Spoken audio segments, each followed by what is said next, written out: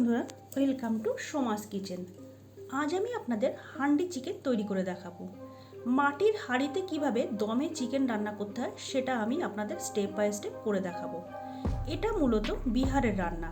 মাটির হাঁড়িতে দম দিয়ে এই চিকেনটা রান্না করতে হয়। তাহলে আপনারা চলুন দেখে নিন এই রান্নাটা আজ আমি কিভাবে করি।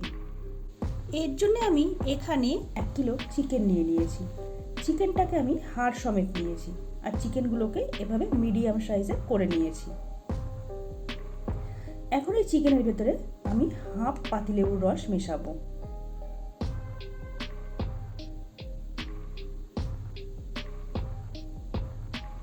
পাতিলেবুর রসটা মেশানোর পরে আমি এর ভেতরে বেরেস্তা ভাজা তেলটা মিশিয়ে দেবো।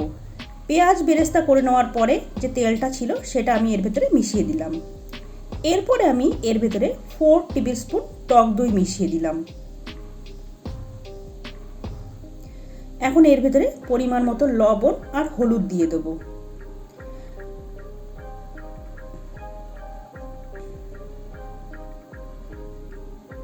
এরপরে আমি এর ভেতরে লাল লঙ্কার গুঁড়ো মিশিয়ে দেবো আর কালারের জন্য কাশ্মীরি লঙ্কার গুঁড়ো দেবো। তবে লবণ আর লঙ্কাটা কিন্তু আপনারা আপনাদের টেস্ট অনুযায়ী দেবেন। এখন আমি এর ভেতরে 1 চামচ আদা বাটা আর 2 চামচ রসুন বাটা মিশিয়ে দেবো। যে কোনো মাংস রান্নার ক্ষেত্রে কিন্তু রসুনটা একটু বেশি পরিমাণে দিলে ভালো হয়। এর ভেতরে আমি 1 চামচ জিরে গুঁড়ো দিয়ে দিলাম। এরপরে সমস্ত কিছুকে খুব ভালো করে মেখে নেব। মাংসের গায়ে মশলাগুলোকে খুব ভালো করে ঘষে ঘষে মিশিয়ে দিতে হবে। এরপরে এই সমগ্র মিশ্রণটাকে আমি 10 থেকে 15 মিনিটের জন্য ম্যারিনেট করে রাখবো। এদিকে আমি যে পেঁয়াজ বেরেস্তাটা করে নিয়েছিলাম সেটা একটা মিক্সিং বোলের ভেতরে নিয়ে নেব আর এটাকে মিহি পেস্ট করে নেব। পেঁয়াজ বেরেস্তাটা হয়ে যাওয়ার পরে আমি যে চিকেনটা ম্যারিনেট করে রেখেছিলাম তার সাথে এই পেঁয়াজ বেরেস্তাটা মিশিয়ে দেবো। হান্ডি চিকেন যদি আপনারা এভাবে পেঁয়াজ বেরেস্তা দিয়ে করেন তাহলে কিন্তু চিকেনের স্বাদ গন্ধ দুটোই অতুলনীয় হয়। আর যদি আপনারা কাঁচা পেঁয়াজ ব্যবহার করেন তাহলে কিন্তু চিকেনের ঝোলটা একদমই পাতলা হয়ে যাবে আর সেটা কিন্তু খেতে একদমই ভালো লাগবে না। তাই যখনই আপনারা হান্ডি চিকেন রান্না করবেন সবসময় চেষ্টা করবেন পেঁয়াজ বেরেস্তা দিয়ে রান্না করার। আবারও এটাকে আমি 5-7 মিনিটের জন্য ঢাকা দিয়ে রাখবো। 5-7 মিনিট হয়ে যাওয়ার পরে আমি এর ভেতরে গুঁড়ো গরম মশলা মিশিয়ে দেবো, 2 চেরা কাঁচা লঙ্কা মিশিয়ে দেবো আর 8-10 কোয়া রসুন দিয়ে দেবো। এবার এই সমস্ত কিছুকে আবারও চিকেনের সাথে খুব ভালো করে মিশিয়ে নিলাম।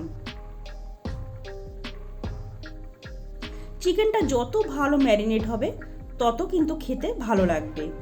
আপনারা চেষ্টা করবেন চিকেনটা ম্যারিনেট করে অন্তত আধ ঘন্টা রাখার। আর যেহেতু এটা হান্ডি চিকেন তাই আমি এরকম একটা মাটির হাঁড়ি নিয়ে নিয়েছি। এই হাঁড়িটাতেই আমি চিকেনটা রান্না করব। আর এই হাঁড়ির মুখটা আটকানোর জন্য এরকম কিন্তু একটা মাটির সরা আছে। এখন আমি এই হাঁড়িটাকে গ্যাস ওভেনে বসিয়ে দিয়েছি আর এটাকে একদম লো ফ্লেমে আমি হালকা গরম করে এর ভেতরে আমি 4-5 চামচ মতো লবণ দিয়ে দিলাম।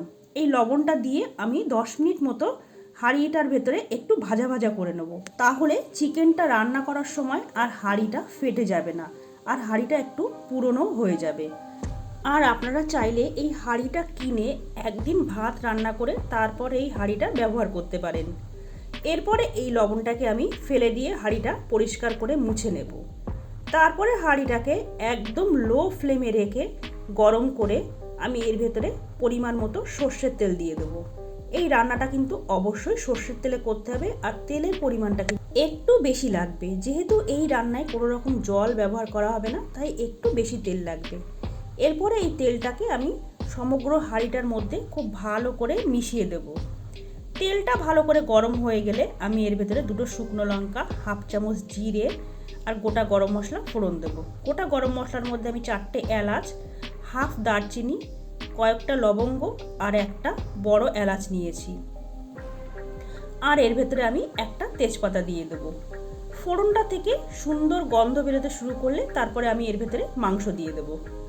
এখন এই ফোড়নটাকে আমি 30 সেকেন্ড মতো একটু নাড়াচাড়া করে নিচ্ছি। ফোড়নটা থেকে সুন্দর গন্ধ বেরোতে শুরু করেছে। এখন আমি এর ভেতরে ম্যারিনেট করা চিকেনটা দিয়ে দিলাম। এই চিকেনটা রান্না করার সময় কিন্তু গ্যাসের ফ্লেমটা কখনোই বাড়ানো যাবে না, এমনকি মিডিয়ামেও রাখা যাবে না। একদম লো ফ্লেমে এই রান্নাটা করতে হবে, তা নাহলে কিন্তু হাঁড়িটা ফেটে যেতে পারে। এখন এই মাংসটাকে আমি একটু ভালো করে তেলের সাথে মিশিয়ে দিয়ে তারপরে হাঁড়ির মুখটাকে আটা দিয়ে ভালো করে সিল করে আমি এটাকে 40 থেকে 45 মিনিটের জন্য একদম লো ফ্লেমে দমে বসিয়ে দেব। হাঁড়ির মুখটা আমার খুব ভালো করে সিল করা হয়ে গেছে। এখন আমি ঢাকনা দিয়ে খুব ভালো করে মুখটা বন্ধ করে এটাকে 40 থেকে 45 মিনিটের জন্য দমে বসাবো। আর 10 থেকে 15 মিনিট অন্তর অন্তর আমি 2 থেকে 3 বার এরকম করে হাঁড়িটাকে একটু ঝাঁকিয়ে নিয়েছিলাম, যাতে তলায় মাংসটা লেগে না যায়।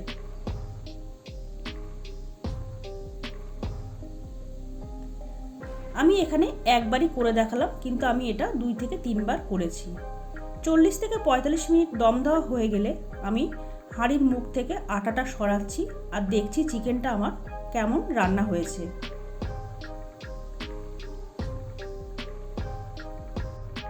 এই রেসিপিটা কিন্তু আপনারা ভাত, রুটি, লুচি বা যে কোনো নান বা বাটার নানের সাথে সার্ভ করতে পারেন। খেতে কিন্তু অসাধারণ হয়।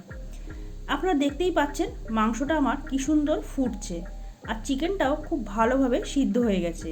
তাহলে বন্ধুরা, আপনাদের যদি আমার আজকের এই ভিডিওটা ভালো লাগে তাহলে অবশ্যই আমার চ্যানেলটা সাবস্ক্রাইব করে পাশে থাকা বেল আইকনটা ক্লিক করে দেবেন। তাহলে আমি যখনই কোনো ভিডিও আপলোড করব সাথে সাথে আপনাদের কাছে নোটিফিকেশান পৌঁছে যাবে। আর আজকের এই হান্ডি চিকেন রেসিপিটা কেমন লাগলো সেটা কিন্তু অবশ্যই আমাকে কমেন্টস করে জানাতে ভুলবেন না। সবাই ভালো থাকবেন, সুস্থ থাকবেন, দেখা হবে আগামী পর্বে। নমস্কার।